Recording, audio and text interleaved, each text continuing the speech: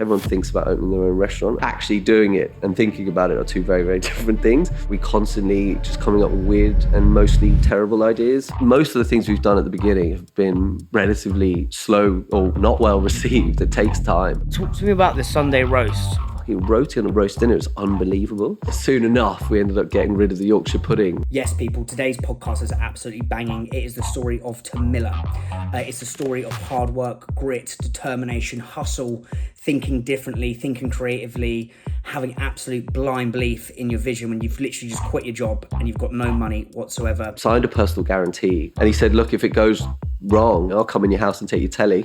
We're kind of like in this perpetual cycle of treading water where we're on the edge of dying. Yeah. And then the review came in.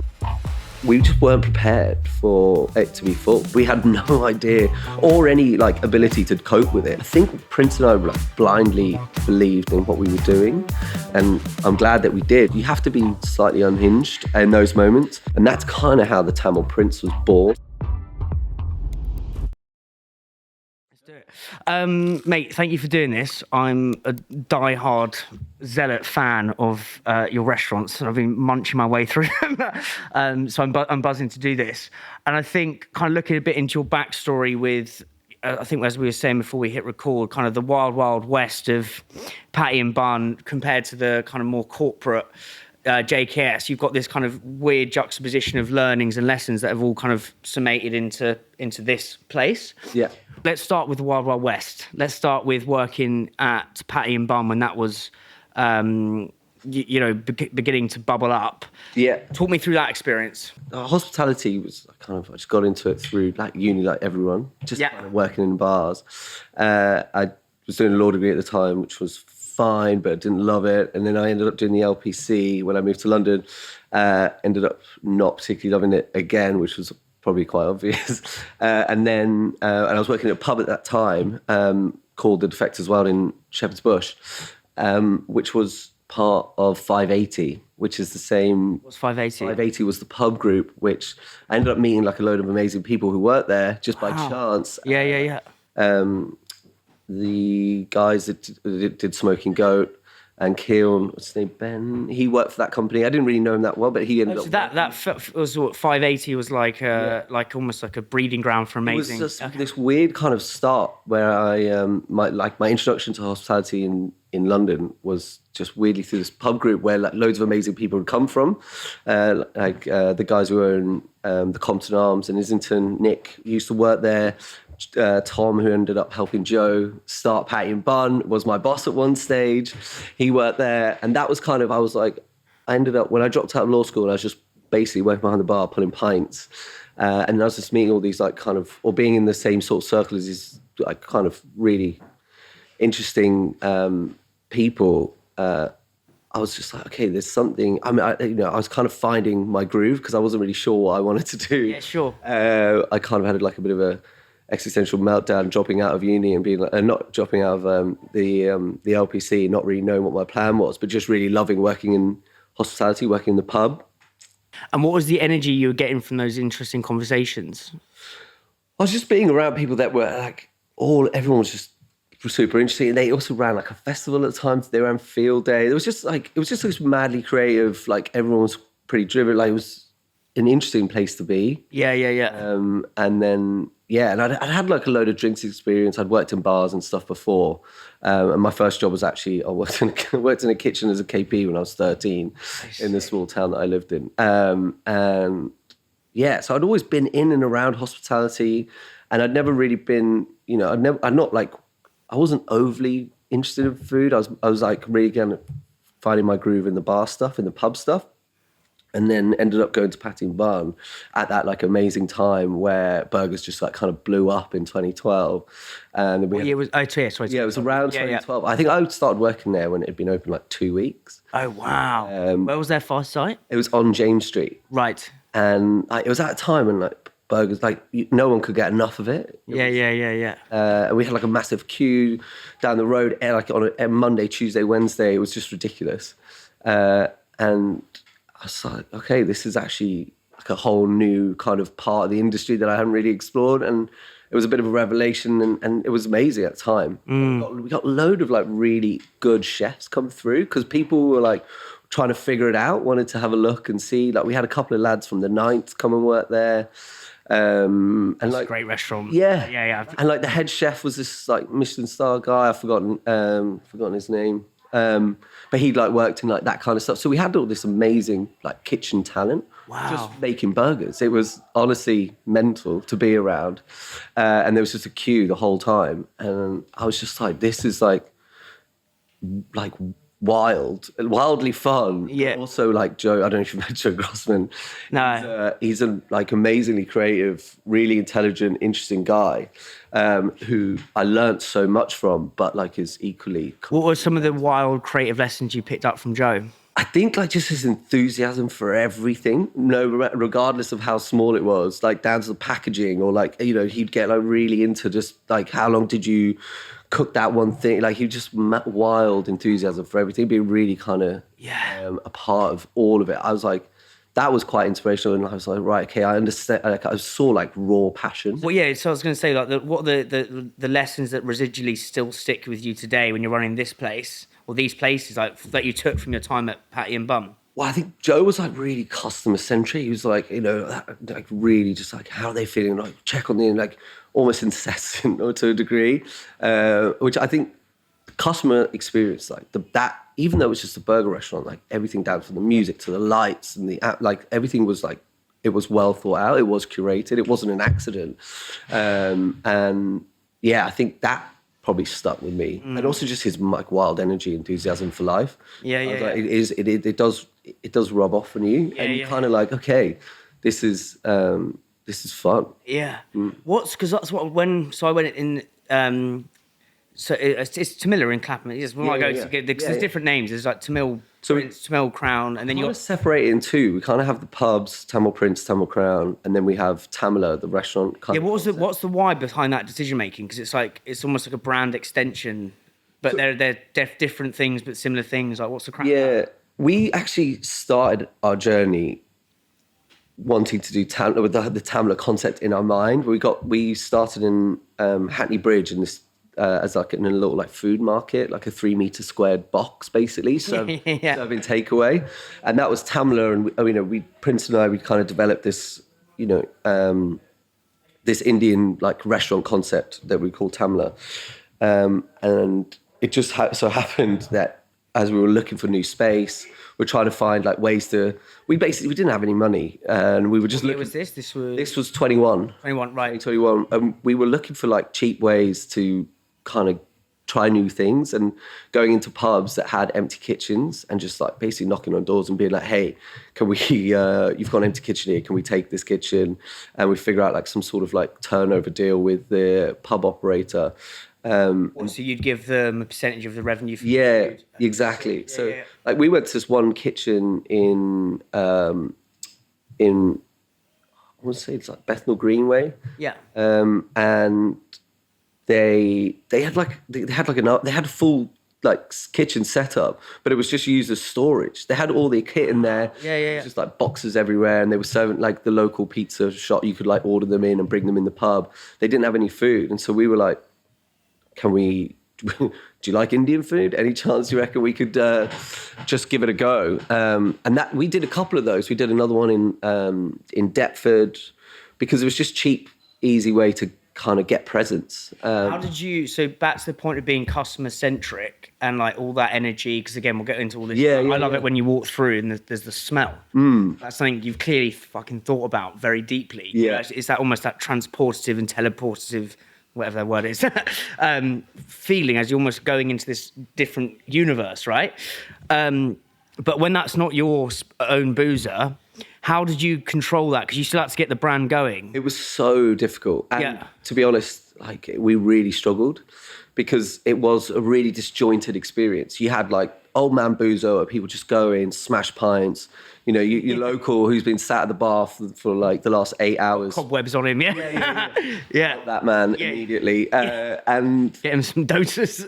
like typically not like a food-led pub, right? Yeah. So we were really swimming upstream trying to get it going, but we had no real resources, so we didn't have much choice. I was like, fuck it, I'm going to try it. And for all intensive purposes, they were a failure. Like they made no money. We worked super hard. And it was like, and the experience didn't translate from amazing Indian food to boozer, and to like the boozer customer, like the pub customer. It like they didn't really. So we would just some days we'd make like So what was the thinking like? Right, we'll go in. But there's going to be the old boys sat at the drinking a pint of bitter. We're gonna bring in this amazing food offering. We may sell a few to them, but we'll use like socials to get other people in. Was that kind of the thinking? Yeah. And how, if we were to put it through a microscope and dissect the failure, like what went wrong with that kind of disjointed experience?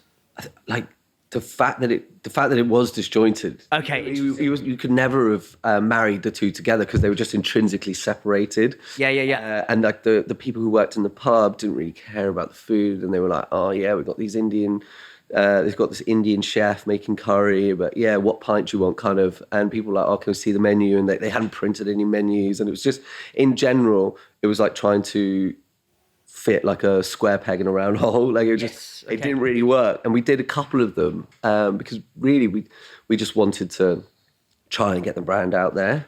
And to be honest, the only thing that was really successful out of those like pub pop-ups was delivery.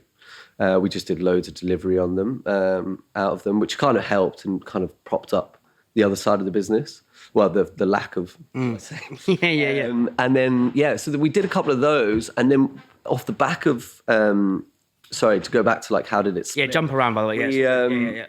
We were looking for a dark kitchen at the time, and I met this landlord. He's like, I've got this pub in Islington, but I'm like, he separated the kitchen from the front of house, from the pub. He'd actually put like a partition wall in, right? And he was like, come and have a look, you can rent this kitchen out, and we're going to rent out the front half to a wine bar kind of concept, and we're going to get 2 rents from one space. It's this brilliant idea, and it's going to be amazing. And we went, and we were like, we'd done the pub thing. It hadn't really worked, and I felt like it hadn't worked because we hadn't really had control or autonomy over the space. We weren't able to deliver a consistent or like coherent experience. And then we just ended up pitching this landlord for ages and just really nagging. And I think we kind of just ground him down to the point where he eventually said yes. We're like, we have this idea. Look, we've kind of been doing it, but very badly. So don't look too close. But we've kind of been doing it over here, and it wasn't our intention to do a pub, but we found this one, and we were like, look, we think we have something that we think would work if we could control the whole space. And that's kind of how the Tamil Prince was born. So Tamil Prince was... Yeah, Tamil Prince was the first site, bricks and mortar. Okay, sick. Over in Islington. And that's kind of how it came about. And yeah. And then in terms of, so you again, the disjointed experience of the wet pubs, get this landlord, badger them down, bully them down. I mean, it was kind of the back of COVID as well. So a lot of places were, like, that gaff had been empty like 6 months. Oh, wow, okay. So, and like, I think it had been, like just struggling through COVID as well. So we did have to kind of fight our corner a bit to get, like, because he was like, who the hell are these lads? Like, they have no idea what they're doing. How were you selling them? Like, what was the sales pitch? Because I love it. Like, it's so easy. Yeah. That's what I've done this conversations, is that it's so easy once you've got X number of followers to talk about, let's do this. But I want to know the bit when we had no brand awareness. You have no brand awareness, you've got no fucking money. Yeah. Like, what were you, what was the Glen sales pitch? It's just relentless, I think. I think we just ground him down to the point where I think they just said yes, just to get us to stop fucking annoying them all the time. Inviting them to our Hackney Bridge site, which is just this market, where we did takeaway, and they're kind of looking at us going like, how are you going to pay rent in a pub when you've got this takeaway joint and you've got essentially 2 terrible pop-ups that you're telling us are amazing? And we just kept going and just was like, look, I'm pretty sure, like, so the way we ended up getting it done was I signed a personal guarantee, which is mental looking back at it. Put myself on the line and signed a incredibly short lease. And he said, look, if it goes wrong, at least, you're only on a short lease and you have to give me a bit of, I'll come in your house and take your telly if you get it super wrong. Yeah. But yeah, I think that was it. And that was we just had to do it that way. Yeah. And then when when you've got your own autonomy space, like what are the things you put in place to make it flow and the energy and the... To be honest, like when we opened the Tamil Prince, like we had no idea. Like we didn't know what it was going to be. We didn't really, we'd taken some learning. We knew what we didn't want to do from our like pop-up experience in the pubs. What were some of those things? Just like we needed to control the space. Yep. We needed it needed to feel like it was cohesive. And we wanted to stick with the traditional pub thing because it's really that's my background. British boozer, and then we also wanted to deliver amazing, authentic Indian food, and that's really leans into Prince's background, and it felt like this like perfect marriage of basically both of our backgrounds. And Prince is from like a family of restaurateurs in India, and he grew up like working in his uncle's restaurant. It felt like it was the right thing, and it was just cross your fingers and hope to make it all work. We didn't really know what we were in for. I remember saying to the staff, like the manager we had when we opened, I was like, look, if we're busy at the weekend, we'll probably survive. And that was basically the aim. I mean, before we opened it, we walk around Barnsbury and we were like, this place is empty. We got this really residential pub in this like, it's in N1. It's like kind of central London, but like no one's around. It's like super dead around. There's no one out and about walking around. And then we were just like, this is gonna be really tough. But like, hopefully we can just squeeze a bit of juice out the weekend and we'll survive. And then so in that first 6 months, like, what were you doing to get punters through the door? Weirdly, from the beginning, the first 3 months, the kitchen wasn't built. So we were just selling pints just to get some money in the till. So literally me and the... under the name Tamil Prince. Under the Tamil Prince, yeah. We'd come up with it all.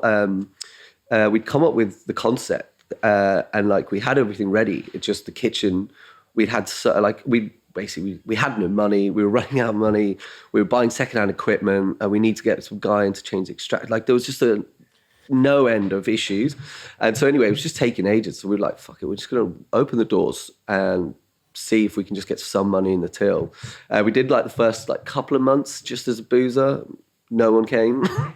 It was pretty hard, but it was good because we got to meet all the neighbours, and people were coming in, and like the neighbours are really what kind of gave us a good head start there. It was like, because it is super like neighborhood. And once we did, we were telling people, we're getting people excited about, we're going to do this food. And it actually used to be an Indian restaurant. Oh, wow. Like 10 years before. Yeah. Called Roots. And so there was that little bit of like Indian heritage. And people were like, oh, this used to be an amazing Indian restaurant, but they couldn't make it work. And then best of luck. And we hope that you guys make it like work and whatever. And then we got up and running, and like it was quiet. Really, really quiet for ages, and we weren't really sure. Like we were kind of just like, oh, don't really know. Like we just got to keep going. Like I'm sure, hopefully, fingers crossed, it'll figure itself out. And then we got. I remember the day we got the Marina Loughlin review. Who's that? Sorry, I should probably know that. She's like this. She's not writing anymore, but she's a well-known food critic for the Times, Sunday Times, maybe. Right. Times. Yeah.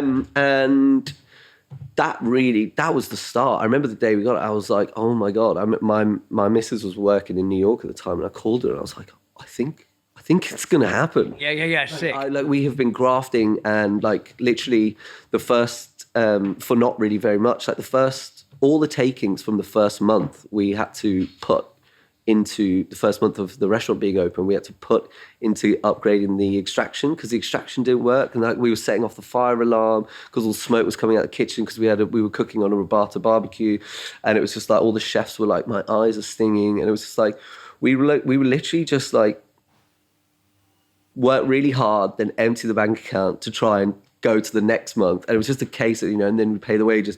And I was like, we're kind of like in this perpetual cycle of treading water where we're on the edge of probably like dying. Yeah. And then the review came in, and I remember calling my missus being like, I think this is it. I think it's going to work. Yeah. And then pretty much like within a month of the review, we got another. Grace Dent came and did the Guardian. We had Jimmy when he was working for the Standard at the time, and then we were just like fully booked, and we had no idea or any like ability to cope with it. And you know, we got slagged off a little bit in the Marina review because the front of house were a bit clueless, and probably I was included in it because we had no. How are you clueless, and what have you learned from that? Honestly, we just weren't prepared for it to be full. Yeah. And also we were very gung-ho. We were just kind of like, yeah, listen, we sell curry, it's a few pints, it'll be chill, it'll be fine. And then like all your, like food, people like genuinely interested in restaurants, your restaurant scene, people coming in and be like asking loads of questions about like, you know, where these prawns from, what's the masala, and being like, oh, we look like idiots. We need to figure this out. We've gone from being just like what we thought was just like, we didn't really know what it was. And then we were like, right, okay, we need to figure out, there's to hurry up and get have you read that book by Will Guidara, Unreasonable Hospitality, that yellow book? No. Yeah, it's a sick book. I went to Nashville to interview him. He recommended a book to me called The Art of Gathering by Priya Patel. And it's all, again, how do you get people to gather in the right way possible? And she was saying like being chill is actually really a disservice. And she said what you need to be is the generous authority. So you need to like take control of the dining room, be, endlessly generous. And I love that kind of generous authority thing. How do you think you went from being kind of chill and the transformation to kind of commanding that your fleet, commanding that generous authority? I think like the responsibility of it kind of like whips you into shape. Once the restaurant's full and you're like, okay, we have responsibility to all of our guests. We also like, we started it because we love it. Like, and we owe it to like Prince's, all the hard work that he does in the kitchen. And you know, we were ambitious and we wanted it to be a success. And it's just like, right, okay, we didn't really, we gone from market stall to a full restaurant. And I think that was it. I was like, it was almost the shock of it. We were like, what the hell? It shocks you into action. Yeah. And what are some of the specific things you literally put in place? Like, was it the smell? Like, was that, because again, I know that's just something that really, as when I walk into your restaurants, is arresting. Yeah. And welcoming at the same time. Like, what were some of those things you put in? Well, it was just figuring it out, I think, really. Yeah. Honestly, there's no rocket science behind it. We were just, get better, get quick. Yeah. Serve people faster, streamline the kitchen. Everyone needs to know the menu on the back of their hand, and, chat to people. And a lot of it was like all of our neighborhood guests, But you just asked them questions like, how could this be better? Yeah. Well, I remember when some of the neighbours came in when we were painting the gaff, and we had all the swatches on the wall, and we were like, "What?" Swatches? All the like paints, different like. Oh, like the different colourways. Yeah. That'd be like, what colour do you want us to paint the restaurant, sort of thing. Oh wow. We had these our two neighbours. What do they say? They were like, that one. Yeah. We were like, cool. That's the green we were thinking of. Yeah. We were just constantly chatting to the neighbours all the time, and people giving us feedback on what they liked, what they didn't like, and because like we were figuring it out as we were going. Well, this founder of Soho House has come on the pod next week, and he's obviously reading some stuff up on that today. And his whole thing is like the customer's the smartest person in the world. And like the amount of people that just don't ask their customer, like, which colour should we fucking paint it? Like, it seems so obvious. It seems so obvious, but like, I think people can get wrapped up in the rock starification of chefs and the ego, and it's just like, well, what do you want? Here's 4 options.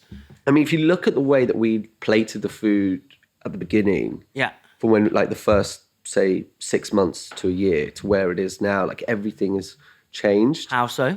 Just like everything from presentation, crockery, garnish. Like we were literally just throwing it together at the beginning. Yeah. And like over time you figure out how to get better. Naturally, you're just constantly thinking, right, what can I do? And like the presentation got better. Everything's like, the food's got much better. The menu's changed. We took some things off the menu, had to put them back on because all the neighbours kicked off. We took off the dal makhani and they were like, what the fuck are you doing? We had to put it back on. But yeah, so we definitely listening to, like being in such a neighbourhood residential spot like that, you have to listen to your neighbours. And our neighbours were our biggest fans. And at the beginning, before lots of people travelled to come and see us. Our neighbours were, how we paid our bills. Wow. The people of our neighbours in Barnsley really got behind us. I'm eternally grateful to them. Yeah. They helped us no end. So during that bit where you feel like you're pushing water uphill, quite literally, and like, what are you saying to yourself when you wake up in the morning? Everything is going Pete Tong. It feels like the whole universe is crushing on you. Like, what was Glenn saying to himself just to keep on keeping on? We were, especially around the time we were doing the pop-ups, we were working so insanely hard for literally sometimes minus. You have to, like, I think Prince and I like blindly believed in what we were doing, and I'm glad that we did, because I think we both had enough experience. If it was genuinely shit, we would have pulled the plug. But we just believed in what we were doing, and we were like, I'm sure that it's going to figure itself out. Yeah. It's kind of like you have to be slightly unhinged in those moments. Yeah. But it's yeah. Also, at the same time, you've no idea, and you're kind of figuring it out. Just ride that roller coaster. You'd be like, if we run out, then we run out. But like, we're kind of clinging on, so let's just keep clinging on. Yeah. I think we're also really lucky. We had a really tight group of people around us when we Prince's father-in-law would deliver the food. Prince's wife would, on a domestic home dosa grinder, would make our dosa batter. My missus works in graphic design. She would do all our branding and do the menus and all the little stuff that's so that you would have to pay someone else to do, that you can just we're a really tight, small little team, and Prince and I have we're I know it sounds cliche, but we're genuinely really good mates. Yeah. So sorry, when you met Prince, detail that story and your long pilgrimage up to Sheffield. So Prince and I, once I left Bow, I worked for someone else in between, but then I worked for Market Halls. Yeah. And Prince worked for, I was the opening GM of Market Halls in Victoria. Prince worked for one of the traders. And so that's how I met him. And we kind of were we'd chat, and we kind of were it was the beginning of a friendship. And then in COVID, we ended up working in this restaurant together. And that's where we really became good mates. And he was kind of the exec chef. I worked in operations. We were kind of working in each other's pockets. And that's when, you go to war together every day, you kind of learn a lot about each other, and I'd see that he was super talented, and he had all this, really great chef, and also just one of the hardest working people in the world. He used to, I think his work ethic's insane. He used to work in this restaurant during the day, and then he would then leave work at 11 to 11 in the restaurant, and then he would go and work in another restaurant and do their batch cooking overnight from 12 till 4, and then sleep in that restaurant, and then come back again. Wow. He would go home, shower, and then come back to work, and he did that every day for the year that I worked there.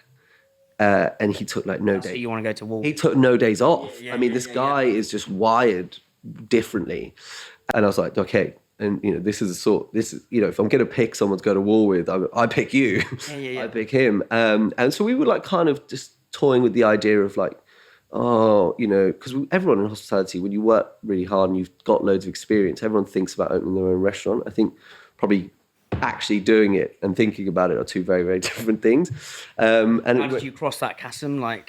Honestly, with just blind ignorance, I think. Yeah. So I think COVID was a great wake up call almost. Yeah. Kind of okay, what am I actually doing? And then obviously I was working with Prince over COVID, and I met this great guy who was all the things I've said. And the owner of the restaurant that we were working at the time, we were opening a prep kitchen for them. And so that was Prince and I. We were tasked with, we've got to, find this location, find the site, kit it out, get it ready, and then we'll start doing the production there. So, and it was all on a pretty tight budget. So we were I'd found these secondhand fridges in Sheffield or something. And so Prince... Oh, it feels like Sheffield's always a place for secondhand fridges. You know what I mean? It was this basically this warehouse. This guy was a secondhand equipment dealer proper kind of like Rodney character, like but the Sheffield version. And he was like, come in my, my Pandora's box of like grills and planchas and ovens and all kinds of stuff. And I was looking this up online because the budget was tight, and I was like, look, I think I found a gaff where we can go and maybe pick up some like decent like refurbished kit. Sure. And the owner was like, right, go on, jump in a van and you two lads fuck off and sort it out. And it was like a 4-hour journey to Sheffield. And it was just Prince and I. And I was just like, we got to scheming.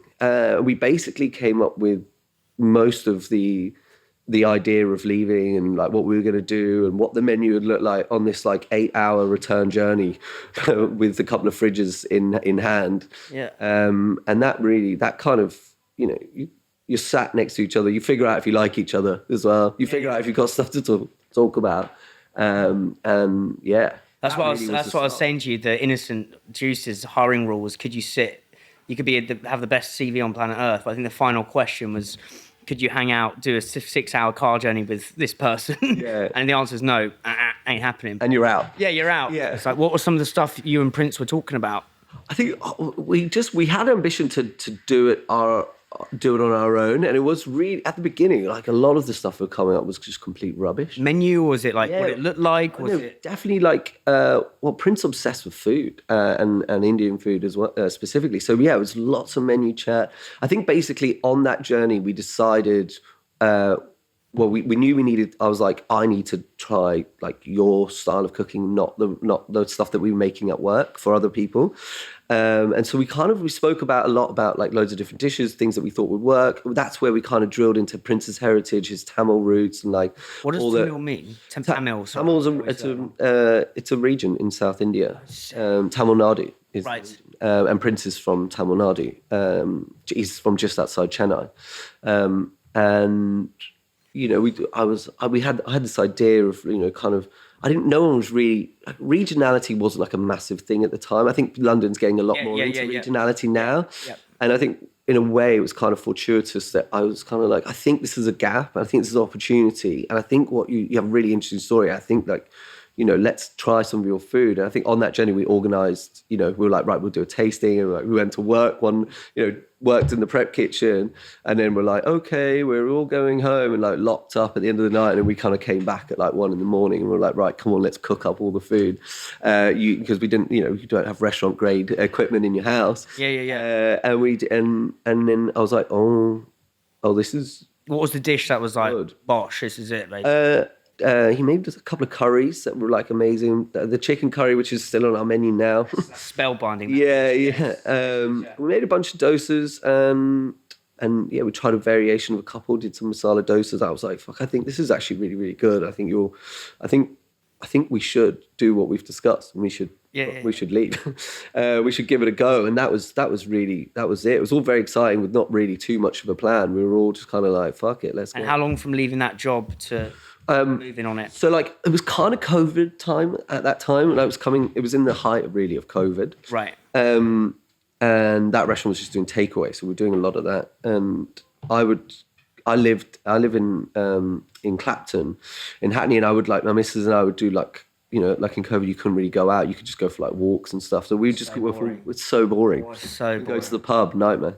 Yeah. So we would just do walks up and down the canal, and I lived not far from Hackney Wick, and we would walk up the canal towards Hackney Wick, and that's where they were building Hackney Bridge.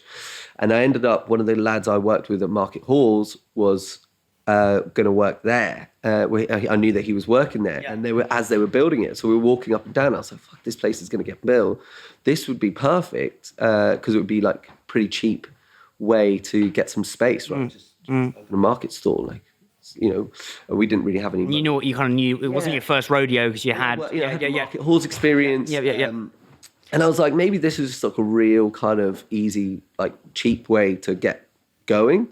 And so anyway, I went and spoke to the guy called Nico who worked there, and because I used to work with him, and he was like, I was like, oh, are you doing this thing? He was like, yeah, do you want a job? I was like, all right, mate. No, I do want to chat to you, but I don't want a job. I actually would like a stall. And he was like, I don't know if like He's like, well, like, what are you doing? What do you want a stall for, kind of thing? And then I was like, right, okay, well, I got this kind of like Indian thing. He's like, yeah, I think Indian might be okay. Let me speak to the guys who are like deciding what the food. And I like get on an email chain with them. I'm like, so you've never heard of me, but I've got this idea. And they were like, right, we want to do a tasting. And I was like, oh, fuck, Prince, we've got to do, like, where do we do this? We don't. And they were like, we can come to one of your venues. And we're like, fuck, we don't have a venue. Like, we're just starting out. So I ended up getting like the 3 decision makers from the people who were opening that market, or two of them who were opening that market, into my flat, and Prince cooked the full menu in my 1-bed flat in Clapton at the time, and they came round. It was just the most like weirdest, surreal feeling. I'd done like a mini presentation, and like Prince was like cooking slaving away, cooking dosa, like, because it's all open plan, my flat, and it was like we just got like Prince just making dosa over there. I'm kind of talking them through this like completely made up business plan, and just being like, can you let us sell some food, some takeaway? And it was just this wild little story, and I like. And yeah, they ended up saying yes, and then that was kind of how it all got going. Wow. Mate, I love your story, because it's like going deeper and deeper into this, you know, the journey is just relentlessly resourceful hustle, basically making it fucking happen. Exhausting, yeah. Exhausting. Sometimes you don't see the light, then I think a lot of people like love to talk about how fun and great it is, and it is. It's all of those things. But I don't know if enough people really talk about, like, it's kind of like just get amnesia. You forget about all the graft and all the hard yards that actually get to like that restaurant concept where you know your favorite, like, you know, your favorite booze or your favorite restaurant. What would you say are those, like, we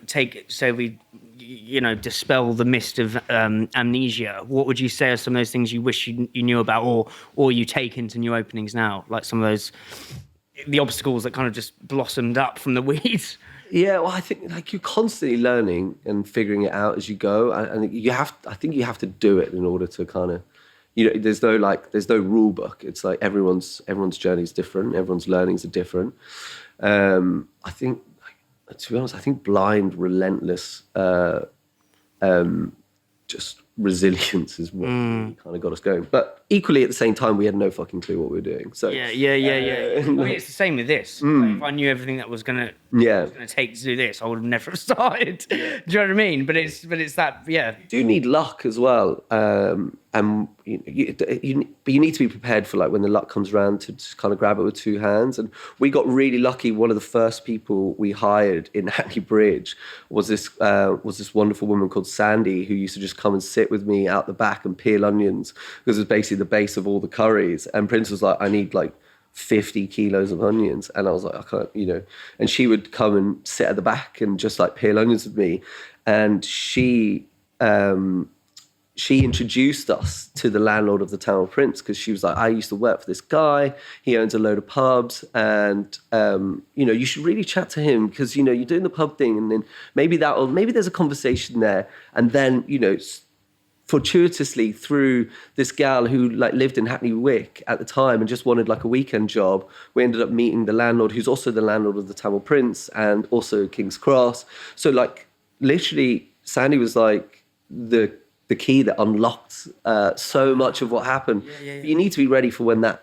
But also, I think you can be the architect of your own luck if you work hard enough. Yeah, I feel like you increase your surface area of luck. Yeah. That's mad. Yeah. Honestly, what a wonderful woman we. So I want to talk to me about the thought process of the Sunday roast, because that became like a viral sensation, like a hero product. Yeah. Talk about that. The Sunday roast is a bit of a funny one. So, but we'd always like done really authentic. The whole concept of the pubs, the British pub feel, but like amazing authentic Indian food, was that real separation. It was like British boozer at the front, amazing Indian food, you know, coming out from the kitchen at the back. And I was like, listen, I feel like we're missing an opportunity here, given that it's a pub, it's a pub setting, and, you know, Brits love a Sunday roast. And there's this whole like cultural thing around Sunday roast and going to the pub and sinking a few pints. It didn't really fit with our like concept, so to speak. When I was saying to Prince, I was like, I think there's something in it, and I don't really know. I subsequently found out there were people that were doing kind of fusion roasts. But at the time, I genuinely didn't know, and I was like, look, let's do the roast thing. I think it could be really interesting. But my one thing, I was like, but we can have like it's basically like a thali. Like an Thali as in like a platter of different lots of different things. A roast dinner is like an English version of a thali in a way. It's like you've got all your different bits. You got your potatoes, you got your meat, you got your cabbage, and it was like, okay, let's just swap out those British bits with Indian bits, but then still have like that one big piece of protein, like the lamb shank or your roasted chicken or whatever, and kind of keep it. Kind of feels familiar, but it's different. And so I said to Prince, I was like, I really think that we should do a Yorkshire pudding, just to kind of really send that message, that kind of feels familiar but isn't, but it kind of is. I thought that would be really interesting to do, like kind of Indian thali style, but and he fucking hated it. He hated it. He just thought, making the Yorkshire puddings was just like a nightmare in the oven, because you have to keep making them. Were you going to do a fusion Yorkshire pudding, or were you going to? No, I was like, just that would be the only like kind of like traditional British thing on the menu. Out of everything you can pick, that's the bulwark of. And I was like, pub like Sunday roast. What roast was? Yorkshire pudding's the best bit. Yeah, you got such a great vehicle for all sorts, isn't it? Yeah. When I first had my first roast dinner, I was like, what is this thing? Like, it's not on anything else. It's only on a roast dinner that I'm aware of. And I was like, so that kind of symbolized, that was like a marker. That's a roast dinner. So I was like, let's stick that on this Indian like roast dinner thing that we were trying to do. Prince just hated it. And so he just used to make like 20 and then be like, oh no, it's too much, like with the oven and, kind of making them all fresh. And then he absolutely resented it, make like 20, and then he'd be like, it's run out, and then he'd put roti on, and then the feedback was that people were like, actually, do you know the fucking roti on a roast dinner is unbelievable. This like kind of like paratha flatbread that we do. And so then, soon enough, we ended up getting rid of the Yorkshire pudding. And then, but the roast dinner was, it took a while to like catch on. No one really, for the first like 6 months, like what year did Sundays you watch that? Yeah, that was, it must have been like 2022. Right, yeah. No, 23. Yeah. It was 2023. Yeah. We opened the Tamil Crown. We did the roast from then. And so like no one really, for the first like 6 months, no one really came. Like Sundays were dead. And I was like, oh man, I really thought this was like quite a cool thing. And I thought it was like a great idea. And like, it was just, people came, liked it. So we kept doing it, but it wasn't like, it took a while. And then I think like the TikTokers and the Instagrammers of the world got onto it. And then like now it's the busiest day of the week and it's like fully booked. I can't, like my parents-in-law came over from Ireland and they were like, last minute, we're like, oh, can we come to the Crown and get a roast? I was like, we actually fully booked. Wow. Couldn't get my parents-in-law. So yeah, like it's just completely evolved. Like, and I feel like that's just cognizant of most of our story. Like most of the things we've done at the beginning have been like relatively slow or unwell, not well received. It takes time. Yeah. I mean, that's such a refreshing, like lens to look at things. It's easy. It's so easy to bin stuff off if it's not moving as quickly as you want it to. I think, like, I also just like blindly believed that it was good, and I'd have it every week, and I'd be like, so how did you? So just for people who don't know, what detail? What's on the roast? There is a bunch of different stuff on there. We do like a masala potato. There's roti. There obviously the protein. So we've got like fish. We do fish, roasted lamb. And we do roasted chicken. We do like a lamb shank, and then there's other stuff. There's like perital. There's like a pickle. I think it's like 10 different things. Yeah. It's basically like a thali on one plate with a roasted joint or something, and a roti. Yeah, oh mate, it's really I'm getting hungry just even thinking about that. But yeah, it took ages, and then finally I think kind of.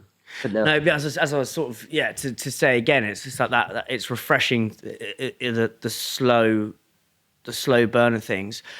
So you've said like Prince is super hard working, that his family and his Indian heritage definitely flow into the business. What other what culturally what lessons have you picked up from their way of working in business?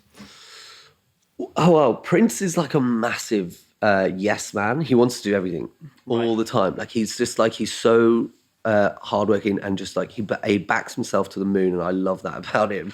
And he's just like he's never like, oh, we can't do that, or oh, I think actually we've got a bit too much on at the moment. Like he's just constantly saying yes to stuff. He puts more on his plate. Yeah, he's like, man, I work 7 days a week and I haven't seen my wife or kids in 3 years, but like, yeah, let's open another restaurant. Yeah. Like, what are you? No, like, are you serious? And so, yeah, like he's just wired in a very different way. I've never met anyone. What was his backstory like? If you know much about that? Well, yeah. Well, he, as I said, like he worked in like his uncles and his cousins had restaurants over back in his hometown in Tamil Nadu, just outside Chennai. So he came from like a restaurant family, and then came over to London. I think around 2010, 2011, and he ended up getting a job in like a French bistro restaurant. Wow. Yeah. In like Covent Garden. I forgot the name. It's closed now anyway. I think I've Googled it. It's closed just to try and figure out like what it was. I forgot the name of it. And he ended up getting like having all of his Indian cooking background, but then ended up getting kind of really traditional French training. And he was cooking all these like French dishes. And so he's got this like weird mix of like classical French training and then obviously all the his amazing Indian skill set around, you know, all that regionality, the food of that region. And it's kind of like, that's I think what, you know, as I said earlier, how like a lot of our food is developed in terms of like the garnish and presentation and style and the way that we deliver the food. I think because Prince kind of like tapped into, he's married those two experiences together. He's got that kind of eclectic mix. Oh, interesting. It's very unique, I think. Yeah. But then also like super traditional and authentic. Like now he's just doing what he wants to do. Sick. It's formed this kind of weird like mix. It's kind of worked really well. On the mix note, again, we talked about the wild, wild west of Joe and Patty and Bun. Going to the other side of that dichotomy and the almost structure of JKS, what were some of the like lessons you took from that? Because I kind of I say this with complete love and like respect for Joe. Like it was crazy, and then I kind of was like crazy. How like just crazy? Like everything was happening at once, and I felt like you couldn't really see the wood for the trees. So if you go into work on a Monday, was there like what was the crack? Just generally queue and don't stop running until like everyone leaves at the end of the night at like 11. It was just full on, and some of it like was, you know, it's a luxury. It's a great place to be, and it's you know, when a place is vibey and buzzing like that, it is really, really fun. But I wanted to, you know, I was really hungry for like experience, and like I wanted to understand. I never knew that at the end I would open my own restaurant, but I was just wanted to, you know, I wanted to see what else was out there, and going to work for JKS, this like really respected, well-oiled like restaurant group, you know, arguably one of the best restaurant groups in London. I was like, okay, I'm just going to go see what the other side of the coin looks like. Yeah. And it was just hugely like process-driven, and it was like felt a bit stiff at times, a little bit corporate, but like incredibly well-oiled. Like when you say well-oiled, like just everything. Like I learned a lot more about processes and like, you know, the things that if you onboard people and train them properly, they tend to do a better job than if you just like, hey, grab a notepad and hit the floor. It's burgers and chips, mate. Yeah. And it was just a totally different way of working, and it was great. But it also then just became quite boring in the best possible way. And yeah, and then I was like, right, okay, I kind of feel like I've absorbed enough of this. And I was like, right, what's next? And I met Chris, who was a guy, he used to be a customer at Patty Bun. He was this guy who'd come over from America. He'd been working in like marketing corporate marketing over there. What sort of brands was he doing? Because just for Chris owns Dorian now. That was it's like amazing twist of the story. But yeah, I think he was working for like General Motors Chevrolet. Oh, so proper big, like rambunctious over there. From my memory. Yeah. I remember him saying the last job he did before he left was putting the Chevrolet logo on the Man United kit or something. Yeah. And he was like, big corporate kind of, but like massive visionary, super creative, highly intelligent madman. And I'd kind of gone back to kind of like the Joe-esque kind of just like, he'd come up with this chicken sandwich concept where the bun mirrored, it was like a teardropper, it mirrored so the bun would look like that? The chicken breast, yeah. Okay. So when you cook, you clean down the chicken breast, it would come out in this like teardrop, and it was this equal protein to carbohydrates, like Michelin style. Was it like a healthy concept? Or well, it kind of was, but it was still sandwiches. It was this wild, like hugely like creative kind of, I saw the vision. But it ultimately. What was he saying to you to paint that vision? He kind of just ran me through, like, in like his mad way, like how he thought that this was like revolutionary. And you kind of drink the Kool-Aid. You're like, yeah, I see that you're like a highly driven, like really intelligent, like massively successful person. I'm like, and he didn't really have any hospitality experience, and he wanted someone to kind of guide him through that side of it, while he was just being this creative force. I was like, so what was it? Where was it going to open? And what was it like? So we ended up. Was it like a restaurant like Patty Bun? Was it a food to go sort of shindig, or what was it? It was going to be a restaurant concept, but like most things, that you want to prove the concept. So we kitted out this huge van, this Mercedes Vario, with like Rationale ovens in it, and like load of plungers. It was like a restaurant set up in a van. It was honestly, it was in Broadgate Circle for about 2 years in the city behind Liverpool Street, and it was it was unbelievable style of like level of cooking on a van, and I think that's what didn't translate. People, your street food customer who wanted value, and we were selling sandwiches at the time for like 11 or 12 quid, and this is like in 2017. You're just thinking, it didn't, your value customer didn't appreciate the level of what they, the experience and like the hard work and like the quality of what they. So they would just go and buy pies from the pie man, and he'd have the massive queue, and it was just like it didn't, again, this goes back to the pub thing when we do the pop-ups. Like, it didn't translate to the audience. There was this disconnect between what you're doing in the kitchen and the people that are that you're trying to serve. Yes. Yeah. And that was again another learning. I was just like, but that was a wild story. That was great. And working for a startup, really trying to help get this concept off the ground. And we did that for like a couple of years, and then Chris, he's ended up gone and opened Dorian. Supermarket of Dreams. Yeah, Supermarket of Dreams, the Notting Hill fish shop, like eel sushi, like again, just like super. He gets some massive fucking opportunities. Yeah. Even like detail, like just seeing those three things is alone to understand the way the guy thinks. So vision.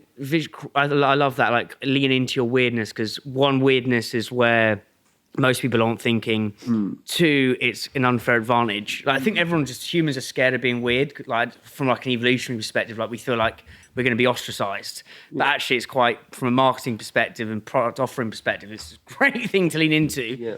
With JKS, learning what not to do, like what were some of the lessons there? Well, I just thought that like the lack of autonomy for people that cared about your business was quite hard. Like they were really kind of, the guardrails were like robust. There was no real room. There was no scope to kind of express. It was like, just do this all the time, exactly the same, and keep going and don't change, and do it and watch the numbers and do this. And then it was like actually, I have like some ideas that I think would be helpful. What's some of those ideas? Honestly, some of it like so stupid. We had loads of bin end wine in the cellar. Like this, we had loads of. They changed the menu, and I was like, can we just put a fucking special board up, and like I can, just have amazing wines. And we spent like 3 months figuring out what chalkboard to put up on the wall, and I was just like, I actually. I can't. I would have had. It'll all be gone by now. It would have been job down, and the chalkboard would have been down. Something as just remedial as that. There was just so many guardrails. Like, you couldn't. It was just, don't question. Just keep going. Yeah. There is value in that as well. Yeah, of course. Yeah. And I was just, it was just Too strict. It was too strict in a way, yeah. And then the Wild Wild West from Joe was what not to do on that. Yeah. It's almost that's to being a bit too nuts. Yeah, that was crazy. But I mean, like, fucking really good fun. And like, you know, if you want to get the best out of people, if they enjoy what they're doing, that's pretty much a good way to do it. How are everyone really, you know, everyone worked super, super hard. But I think, the difference about being, like, to go back to what you're saying about being different, I think that with the pub thing, at the time in 2021 when we opened the Tamil Prince, you had like the Plimsoll as like they were doing like interesting food out of a pub. Back then, like, it feels weird to say it now, but not many people were doing that. Like, you had the gastro pub, it was generally just like a chain pub doing shit food, and that was like what your options were. And then, you know, the Bearing kind of opened about the same sort of time as us, and we were doing the Indian thing. The Bearing. Oh yeah, no, I've been there. I've heard of it. Yeah. I think they've opened one now in Camberwell or something, in South anyway. But yeah, so then there was like we were doing like the Indian thing, but other people doing like interesting food in the pub, in a pub setting, and it kind of then started to like gather a bit of momentum, and it was a bit. But it was a huge point of difference back then, and I think the Indian pub thing probably is still a massive point of difference for us. But yeah, lean into what other people aren't really doing. Well, I mean, loads of people doing it now, but back then it was real. What other, like, again, going into your wild imagination, like, what are some of the things you thought about in terms of where you could put the Tamila or Tamils? Like, is there a Sani shop? Is that, like, have you thought about stuff like that, or? We honestly thought about loads of stuff. I think the nature of Prince and I's kind of minds and our relationship is that we constantly just coming up with weird and mostly terrible ideas. We thought about doing Indian sandwiches. We thought about doing Indian pizza. We thought about Indian burgers. Honestly, I think we've thought of most things, and generally most of them are terrible. But how do you decipher what's terrible? Do you know what I'm trying to say? Like, how do you give the idea a bit of room to breathe? Okay, with it. Don't make knee-jerk reactions would probably be my advice. Yeah. So what are some of those? So the burger, anything else? Well, yeah, I think probably the closest thing we'll get to. We might do the sandwich thing is quite fun. I think we'd actually developed a sandwich, and we were like getting all the assets together, like getting the photo shoot done, and getting all the bits for Instagram, because basically that's how people find out about stuff these days. It's just very Insta. But then Dishoom did a sandwich with Dom subs at the same, like they literally put it out like 3 days before we were gonna, and obviously unbeknownst to both of us, so we were looking at doing the same thing. So we parked it, but I might do it again. What was in the Sani? Something fun. We did a bunch of different ones. I think we did like a masala lamb one, and there was one with chicken, kind of like a. What sort of bread was? Yeah, it was gonna be like a naan, but basically in a naan bread. That would be so bad. It's going to be so good. Yeah, because when we opened King's Cross and Clapham, we put tandoors into them. So the Tamil Prince doesn't have a tandoor. So then we started playing around with tandoors, like the thing that the clay oven. Yeah. So we started playing around with different tandoor stuff or the different breads, and I think we've developed this pretty cool aerated naan bread, which is a little bit, very traditional but a little bit different, and it goes kind of good in the sun. Yeah, I love Sani so much, mate. I want to talk about like brand collaborations, because I know you did something with Dishoom, didn't you? Yeah, amazing. Like, we wanted to do. Like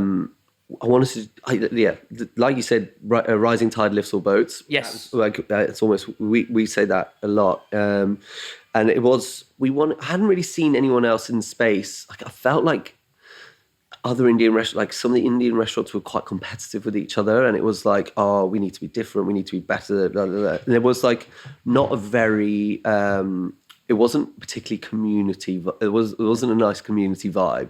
Right. Rather that we were all kind of looking at each other. There were competition. It really is not my opinion at all. And I actually had planned to do a series of Indian restaurant collabs. And that's why we reached out to Dishoom and said, hey, listen, do you guys want to do something? We think it'd be really fun. And Dishoom said yes, but pretty much everyone else. We had a few, like we spoke to the guys, they got a couple up in north, starts with B, Bunderbus or something. In Manchester? Yeah. Yeah, the veggie one. Yeah, I think, and they have like a brewery and stuff. So we actually spoke to them. We got pretty close to doing one with them, but it didn't work out for whatever reason. And we did one with they put the food in these like what's it called? Tiffins. Bosh, yes. I forgot what they're called, the people that we did it with. Is it SKV? No. Anyway, so we did a few Indian collabs, and we really wanted to just partner up with people and kind of just shine a light on the industry and like make friends and just be like, listen, this is some great Indian brands creating more even amazing stuff, do you know? That was really the thinking behind it. And working with Dishoom was just unbelievable. I mean, so did you? They're the GOAT, really. Yeah, I mean, yeah. What was the pitch? I think I messaged them on Instagram and said, hey, love what you're doing, sort of thing. Yeah, obviously, like everyone else in the world. And I was like, can we just have a chat? And then we got on a call with their marketing team. We were like, listen, we love all the stuff that you're doing. Like, we're not competition.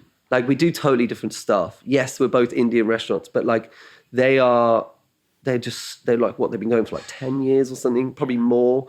They were all over. They're up in like Edinburgh, and you know, they're like the house favorite. They're not the standard, like everyone's reference point to Indian food in the UK. And then we were over here doing the pub thing, and we were like, listen, we like, you know, if you know, we're the small people, we're the newbies in the room, and we're like, if you would like want to, that'd be kind of fun. What would be what like maddest, wildest collab you could do? It doesn't even have to be in like. I don't know. We're constant. To be honest, I never thought that Dishoom would ever agree to it. So just doing that was like, that felt pretty special. I mean, we're doing in a couple of weeks. We're going over to Athens. We've been invited to do a collab with a Greek restaurant, Ex Machina, it might be called. So we're going over. I saw that. I thought that was the clothing brand. You know, Juice Ex Machina. Yeah. Oh, it's actually a restaurant in Athens. Okay, I didn't realize that. Because I thought clothing could be sick. Yeah. We just do them for fun. Like, collabs, you don't make money on them. You generally lose money, to be honest. And like, it's just an opportunity to kind of do some fun stuff. Put our chefs with the chefs from Dishoom, and they can all just kind of nerd off about the different stuff that they like to do and kind of get out. And we did a collab with Rambutan, the Sri Lankan restaurant, and Prince's brother. Came and cooked at it with Prince, and it was quite a nice little, you know, the two lads there just, you know, doing their thing. And, you know, they're generally just good fun, and it's nice to give the staff something different to focus on and try something different and get out the restaurant and all that stuff. And yeah, I mean, going to Greece, like, what a change. That's like going to be so fun. Yeah. You know, going to take a couple of the chefs who've never been to Greece and, you know, hopefully just have a great time. Yeah, I think it's like, the other thing I'm picking up from you, mate, is like being the orchestrator of fun, because fun ultimately is kind of the glue that molds everything together. How do you onboard, if we take these two lessons, right? How do you onboard someone? So JKS systems principles. Yeah. The other two, you know, Chris, Joe, wild, delicious fun. Put those two together. Like, how would you onboard someone here but make it like you're gonna have a lot of fun here? Yeah. Because I feel like that's. I think the way I would do it is probably very different from the way that it's actually done now, because, you know, we have amazing operations manager Maya, who's just like, she came from Honest Burgers. She's like an absolute machine and legend, and you know, she knows the culture. She breathes it. She's been with us since the start of the Crown, since we opened here. She actually was the GM here, and then we promoted her. And you know, she's very much like a people person. She's very you know, she knows, you know, we've got 160 odd people working for us. I'm pretty sure she'll tell you every single person's name. You know, so she brings that whole kind of like real warmth, but like security, but then also has like some process in there. It's a good mix of like, I'm just like, fuck it, let's go. Let's go. Yeah. Which is kind of how we, you know, that is the culture, and that is what we want to, we don't want to lose that fun, because like people generally work so much better when they're having a good time. Yeah. Obviously. And, you know, and I think Maya really embodies, you know, the best of both worlds. She's like the glue that kind of just keeps this train keeps this thing on the tracks. Yeah. So yeah, like I think having some great people around you really helps kind of How do sort you stuff like that out. lift the fun in the dining room with it? Can you like, again, going back to that almost generous authority thing? Maybe not now because his business is bigger, but like, can you almost feel energies in dining rooms dipping and ebbing and flowing? Like, how do you inject the kind of penicillin fun? Give it a hit. I think, well, I mean, obviously there's no rule book for that, and it is very dynamic and it depends on the situation. But like, I think our style of service is pretty relaxed. Yes. Like, it's just, I say to the staff, and that's been like one of the cornerstones of like our style of service is like, it has to, it has to, feels informal, but it has to be backed up by being like good, and it has to be competent, and you have to, you get to relax into it when you've got the skill set to be able to do it. You don't get to relax at the front end. You have to you have to, figure out. It goes back to that Priya Patel thing. Is like, you can be chill once you've actually put in the stuff behind. It's a benefit of being really good at your job and understanding, the style of service that we do, the type of food that we serve, and it's all sharing. It is very communal, and lean in and kind of embody that, and that's where I hope the fun comes from. Yeah. If not, drink more. You'll enjoy it. I want to go tell me to bugger off on this, but maybe some deeper questions or deeper waters. But like, what's some stuff you silently struggle with?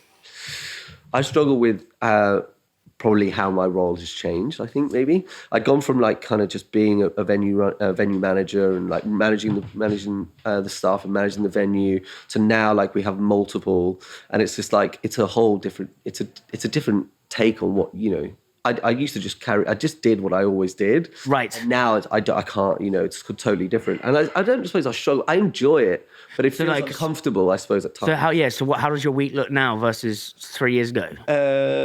Well, I'm still like, I'm trying to keep the train on the track, like trying not to make, I think if you make more good decisions than bad decisions, you survive. So it's just being very aware of all the decisions that we're making internally to try and keep, everything going and you have a load of people who work for you, a load of people that rely on you, a load of people that look to you.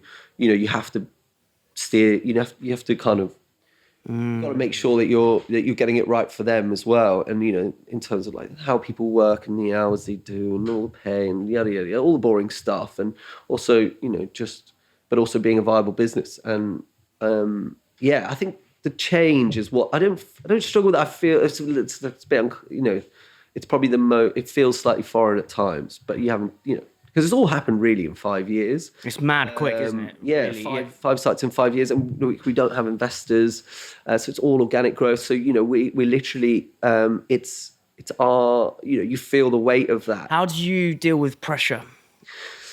Well, I think doing a bit of what you're doing at the moment, a bit of running definitely helps. Getting a bit of exercise in, kind of rebalance. Like don't get wound up.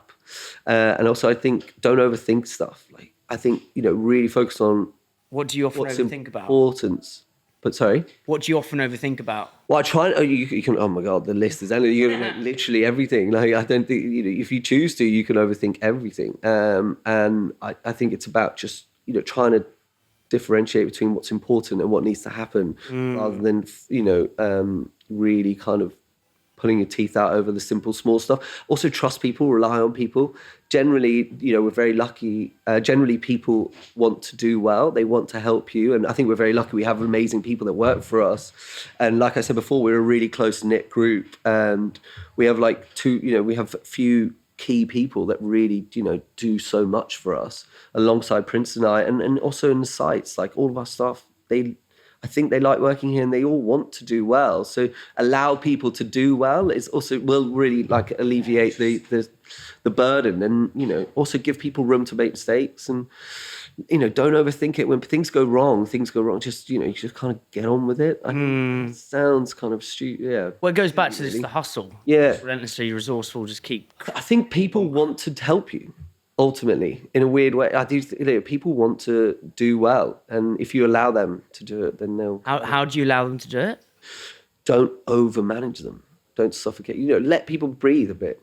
Let people make mistakes, because unless they're critical and they're gonna, you know, Do you let ideas come from bottom up? Is that a thing, or? I think, well, Princeton are full of, like we're saying, good and bad ideas. I think what we do is like we tend to make a lot of decisions collectively within the small group of us. Okay, yeah. There's like 6 of us in head office. And I hate the fact that we have a head office. Where's the head office? We've got an office in Hoxton. Oh, nice. And I go there like 2 days a week. I much prefer being in the restaurants and being around sites and being around everyone. But nature of the beast is you have to go there a little bit. But yeah, I think, you know, we make decisions collectively most of the time. You know, this obviously some stuff you have to pull the owner card and be like, listen, I just need to get this done. But, you know, I think that helps because all of the people that, you know, this close group of people that we have all feel involved, all feel a part of it, all take ownership. That's a pretty good way to not overthink stuff. When, you know, 5, 6 people helping you do all the things. No, again, I'm asking this selfishly. Yeah. I can overthink. Like, I think a lot of creative people also be happy to be outvoted. What's the decision where that's happened? So, like, I mean, we speak a lot. Alicia does all of our like online stuff and she's amazing. And we come up with some wacky ideas and some different series and this on Insta. And, you know, some of it I'm like, I just fucking would never do that. And then you go, well, actually, just be happy for, like, let's put it out. Like, who wants to do the chutney series? Something like, you know, that way I think we were all pretty aligned. That was going to be, we thought that would be good. And that was really good for us online. I haven't seen that. What was Prince just did a series of short videos making different chutneys. Basically, they're like recipe videos. And then people would like message you in and be like, oh, I made this at home, but I got the measurement of this, you know, the curry leaves or whatever was wrong. Can you give me the right measure? It was good interaction, and I think people liked it. And I think we'd like to do more of that. But yeah, putting decisions out and, you know, making a decision collectively and being happy to be told no sometimes is, I think, healthy. What do you struggle with personally? I don't know. I feel like this happened. It's happened. This whole thing's happened quite quickly. Sometimes you do get a little bit of imposter syndrome. You're like, is this actually fucking like what's going on here? Because it's like it is great, and it's a great, you know, creatively. I think we're executing really well as a business is running, you know, well, and I think we've got great people who work with us, and it's just like it all feels like it's going quite well. It's like, wait, is this right? Yeah. I think that sometimes you're like, what the hell is going on? It's sometimes I have the imposter. It's a bit of a weird, yeah. And it's like, oh my God. And like, I almost... How do you separate yourself from the imposter monster? I don't know. It's just entwined in there. It's kind of all part of the same thing now. Yeah. Kind of like, you to feel, I'm fucking nailing this. And then also like, Jesus Christ, I'm just making it up. And they are the same person. And you have to, you kind of live with, you live somewhere in the middle, I think. Yeah, almost not letting the pendulum swing. Also be okay, just like, I'm very open about the fact that we are just figuring it out, like, as we go. And I think we've been lucky we haven't made some, like... what are you still trying to figure out, do you think? Decisions. We've made some bad ones, but not like terminal. What are we still trying to figure out? Yeah. Well, like now we're trying to figure out how to grow in a meaningful way and trying to figure out how to keep hold of the culture and find the right sites. Like I'm terrified of picking the wrong location and, you know, losing a load of cash. And, what are the sites you've said no to? Oh my God, we said no to this when we were trying to get out of Hackney Bridge from the market stall that we had. We didn't have really any money, and we were trying to figure out cheap ways to grow the brand. And we were chatting to these this lady who was building another food hall in Wembley. It was called something like Trader, and she was like, "Look, we really want you guys to go in." And then we were like, we ended up falling over on like the negotiation. We couldn't figure out. I said, "Look, like I wanted to, you know, pay a small percentage up front, like as a percentage of our turnover. But then, you know, if we were really busy, then they would get more. It was like a tiered approach. And it ended up, we couldn't agree. And we ended up saying no and walking away from it. And subsequently, it hasn't really done very well. And we would have invested like a fair bit of money into it. So it was just fortuitous that we didn't come to an agreement. Almost in a way, they helped us by not being flexible and allowing us to walk away. Because I feel like at that time where we didn't really have very much money. There was no bandwidth for mistakes at that point. One bad decision would have been the end of it. And I think about that often. We go to Wembley quite a bit. We buy like loads of our crockery and stuff out there. And Prince and I, we kind of drive past it and we go, fuck, that would have been the end of us, that gaff. Wow. It would have been dead. So yeah, I think we've been very lucky in not making too many bad decisions. I always said make more good decisions than bad decisions, you'll probably be okay. What are some of the bad decisions? Like, there's no doubt those pub pop-ups were a fucking terrible idea. Yeah, anything else other than those? I don't know. I think, we've been pretty lucky otherwise. Anything from like how the restaurant's set up? Like, because again, that's something I want to get into quickly, 'cause I think it's like even having the window, into the kitchen, like it feels like there's been a lot of thought and energy spent on how the place, how the environment matches the food. Yeah. Almost is a cinema to the food, Yeah. Like anything on that? The window was a brilliant accident. Yes. It was a fantastic accident. So Is that at every restaurant? it is. It is pretty much. Yeah. Okay, yeah. So, yeah, it is. so everyone can. The dining room can see into the kitchen. There's a window in Soho, but it's got like a fluted kind of like feature on it. So it's more silhouettes than the other one, just because we didn't want the light pouring out from the kitchen to affect, like, we had this kind of like With you, dark, moody basement kind of, it's like a bit sexy and Yeah. cool. And so we were like, okay, we need to figure out a way to get the window without the light bleed. So we put this like this like film on it, or this like different effect. But yeah, the windows in all of them. And basically at the Tamil Prince, the kitchen that was there, the Indian restaurant that was there before, like 10 years ago, had an open pass into the restaurant, where the window is now. And when we went to see it, we had no idea, but there was this huge picture hanging over it, like this huge picture of a map. Oh wow! Perfectly. Yeah. We went to, like, when we were looking at it, we just thought, oh, there's a really shit picture hanging on the wall. We'll take that down when we finally move in. And we took it down, and there was a window behind it, and we were like, oh my god, perfect. Let's just clean the window. We'll keep it because it could be quite cool. And then everyone that came in was like, oh, I really love the fact that you can see. We put the person making breads in front of the window, so you could see the chefs stretching the bread and rolling out the baturas. And people were like, this is actually really cool. And we were like, oh, okay, fuck yeah, this is kind of cool. Like, we figured it would be interesting, but we didn't know that people would like necessarily want to look at it. I think as a customer, it adds this connection. So then we just started. We were like, right, okay, we have to do that in Clapham.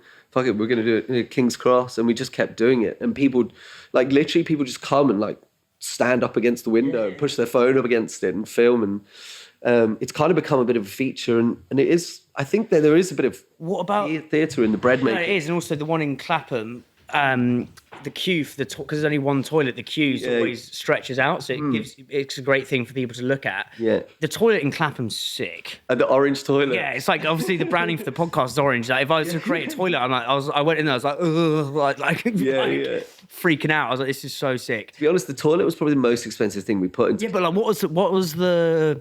Because that's so often an afterthought. Yeah. Why did you make that a main event? The designers that we had at the time were like, listen, the restaurant's all very like traditional. We have like, it's kind of, it's very India skewed outside.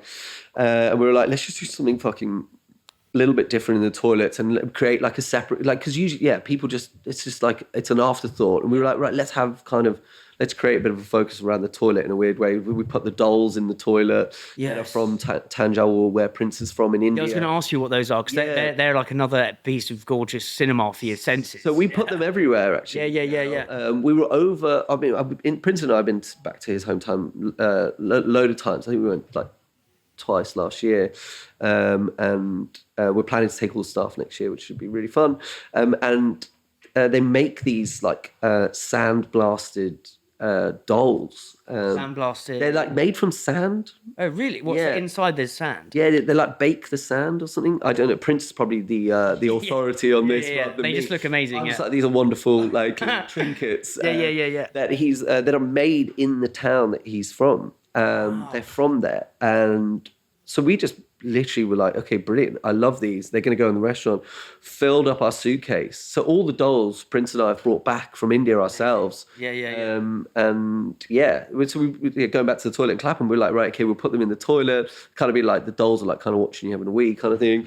And we get this bright orange toilet, and it'll be hopefully less of an afterthought and more just kind of like people like you had like yourself be like, what the hell? Yeah. I mean, because it's like, as you say, because it's just the restaurant's so kind of dark and like there's a kind of regal mystique about it. Do you know what I mean? And then you go into that, and it's almost like a Stanley Kubrick film. If Stanley Kubrick did toilets, it would kind of look like that. Do you know what I mean?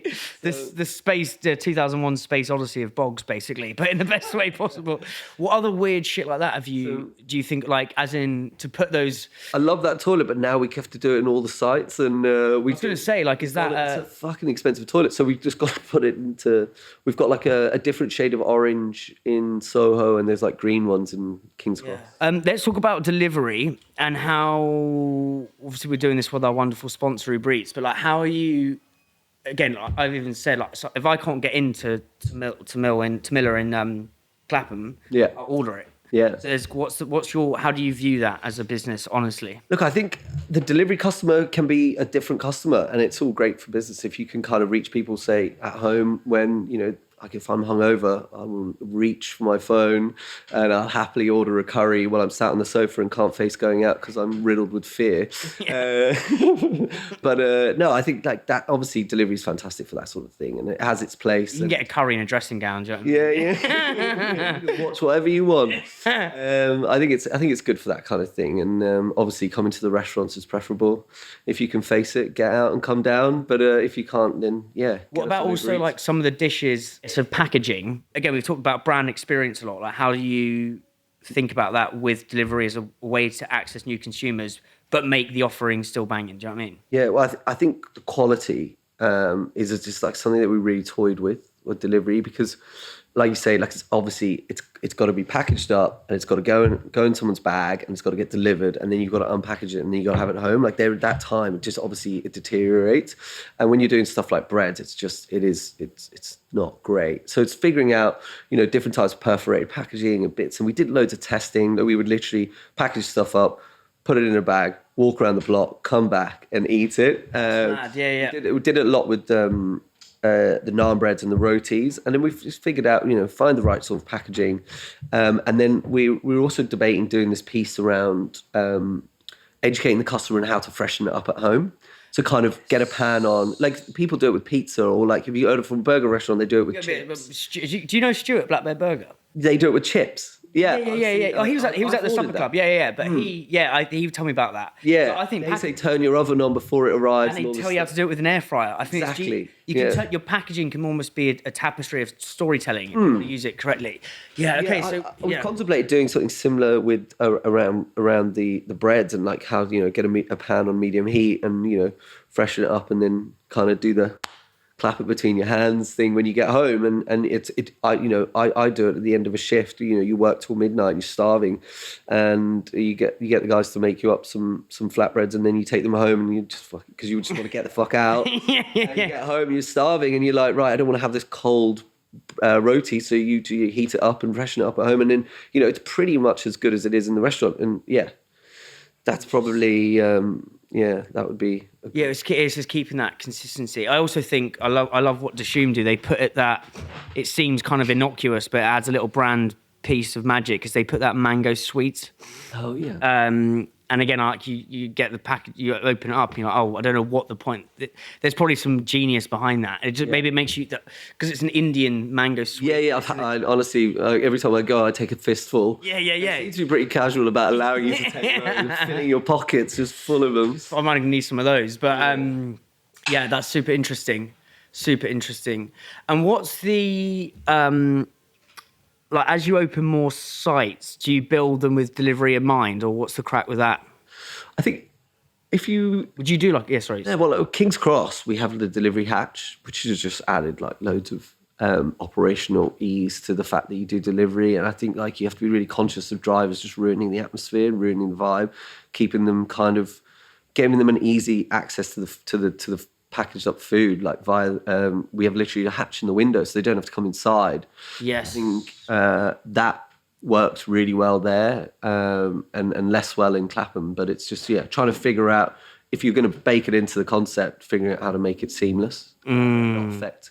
Your dining customer is always your most important customer. Yeah, because I remember that it took a while for everyone to cotton onto that. Because I remember once being in Pizza Express, like nailing my dough balls, and there's like loads of drivers. Like, 15 lads in helmets. Yeah. Like, what the hell? Mate, Cool, I'm bursting for the loot. that was so sick. Appreciate it, man. That was sick. That's cool. Hey guys, thank you so much for watching this video. Hope you were loving the episode. I'd appreciate a really small yet significant favour, por favor. Please may you click the subscribe button, get in the comments, tell me what you think about the episode, tell me what you think we did on the show. It may not seem much, but it really helps us grow and helps us get bigger guests. Thank you so much.